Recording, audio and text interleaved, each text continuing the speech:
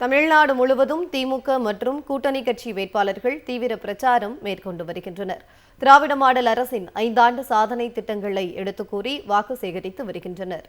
திண்டுக்கல் மாவட்டம் ஆத்தூர் தொகுதியில் போட்டியிடும் திமுக துணை பொதுச் செயலாளர் அமைச்சர் இ. பெரியசாமி தீவிர பரப்புரை மேற்கொண்டார்.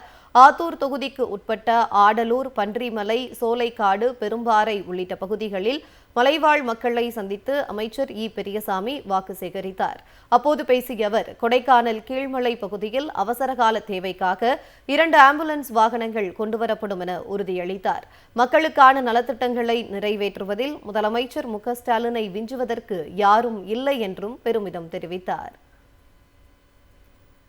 கட்டாயம் அவங்களுக்கு எல்லாத்துக்கும் வரும் புதிய உதவித்தொகை சரி, மகளிர் உதவித்தொகை சரி, வேற என்ன உங்களுக்கு உருவட்டு போயிருந்தாலும் அதை வழங்குவதற்கு அரசாங்கம் நடவடிக்கை இருக்கிறது. அதைத்தான் அவர் எல்லோருக்கும் எல்லாம் என்ற தத்துவத்தை திராவிட மாடல் ஆட்சி என்பதை உருவாக்கி இன்றைக்கு மிக சிறப்பாக ஒரு நல்ல அரசை எல்லோருக்கும் வாக்கு அளித்தவர்களுக்கும் சரி, வாக்கு அளிக்காதவர்களாக இருந்தாலும் சரி, ஜாதி மத வேறுபாடின்றி எல்லா சமுதாயத்து நம்முடைய தமிழ்நாட்டில் இருக்கின்ற தமிழர்கள் அத்தனை பேருக்கும் அந்த தொகை நம்முடைய அரசினுடைய திட்டங்கள் சேர வேண்டும் என்பதில் மாண்புமிகு முதல்வர்கள் உறுதியாக இருக்கிறார்கள். பழனி தொகுதியில் போட்டியிடும் மார்க்சிஸ்ட் கம்யூனிஸ்ட் கட்சி வேட்பாளர் பாண்டியனை ஆதரித்து கொடைக்கானல் கீழ்மலை கிராமங்களில் அமைச்சர் இ. பெரியசாமி வாக்கு சேகரித்தார். பொதுமக்களை சந்தித்த அமைச்சர் இ. பெரியசாமி அரிவாள் சுத்தியல் நட்சத்திரத்தில் சின்னத்தில் வாக்களித்து தோழமை கட்சி வேட்பாளர் பாண்டியை அமோகமாக வெற்றி பெற செய்ய வேண்டும் என கேட்டுக் கொண்டார். முன்னதாக அதிமுகவை சேர்ந்த தாண்டிக்குடி முன்னாள் ஊராட்சி மன்ற தலைவர் தவசி தனது ஆதரவாளர்கள் 50 பேருடன் அக்கட்சியிலிருந்து விலகி அமைச்சர் ஐ. பெரியசாமி முன்னிலையில் திமுகவில் இணைந்தனர்.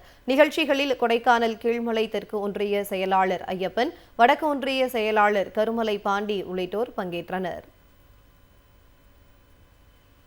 சென்னை ஆலந்தூர் தொகுதிக்குட்பட்ட பகுதிகளில் வேட்பாளரும் அமைச்சருமான தாமோ அன்பரசன் தீவிர வாக்கு சேகரிப்பில் ஈடுபட்டார். குன்றத்தூர் வடக்கு ஒன்றியத்திற்கு உட்பட்ட கோவூர், தண்டலம், தரப்பாக்கம், 2ஆம் கட்டளை ஆகிய ஊராட்சி பகுதிகளில் திறந்தவெளி வாகனத்தில் வீதி வீதியாக அமைச்சர் உதயசூரியன் சின்னத்திற்கு ஆதரவு திரட்டினார்.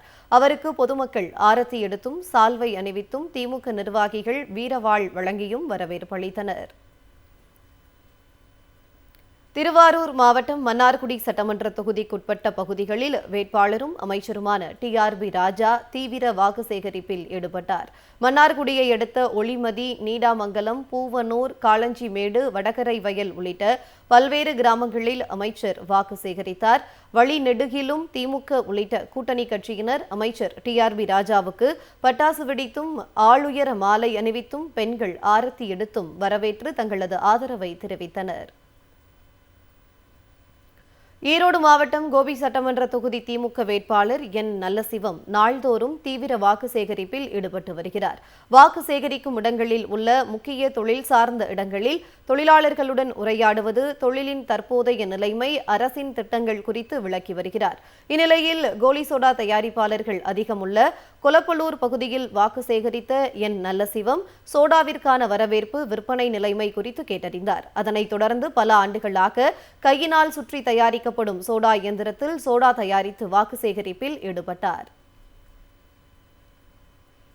திண்டுக்கல் சட்டமன்ற தொகுதியில் திமுக சார்பில் போட்டியிடும் செந்தில்குமார் பர்மா காலனி, ராஜலட்சுமி நகர், முத்துசாமி குளம், சாமியார் தோட்டம், குருநகர், தனலட்சுமி நகர், வேடப்பட்டி, டீச்சர் காலனி, நாகல் நகர் ஆகிய பகுதிகளில் திறந்த வேனில் சென்றும் நடந்து சென்றும் பொதுமக்களை சந்தித்து வாக்குகள் சேகரித்தார்.